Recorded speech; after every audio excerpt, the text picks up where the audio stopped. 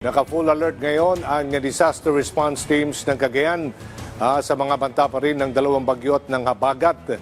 Si Dina Villacampa ng Radyo Pilipinas, tugigaraw sa detalye. Puspusan na ang paghahanda ng mga disaster response team ng provincial government ng Cagayan na tutugon sa pangangailangan ng mga maapektuhang residente ng Bagyong Dante, Bagyong Emong at ng Habagat.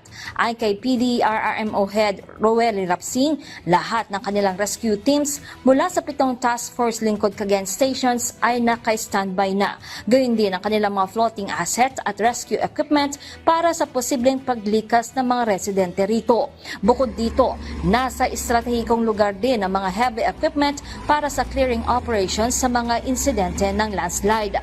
Pinaigting din ang ugnayan sa lahat ng mga MDRRMO sa probinsya at mga kinuukulang ahensya ng pamalaan tulad ng Philippine Army, PNP, Coast Guard, BFP at iba pa na may kanya-kanya na ring area of assignment. Bagamat hindi rektang maapektuhan ng mga bagyo, ang ulan na ibubuhos ng mga ito ang siyang babantayan sa Cagayan. Pagtitiyak ng provincial government, sapat ang food packs sa Cagayan. Mula sa Tugigaraw para sa Integrated State Media, Dina Villacampa ng Radyo Pilipinas, Radyo Publiko. Maraming salamat, Dina Villacampa ng Radyo Pilipinas, tugigaraw.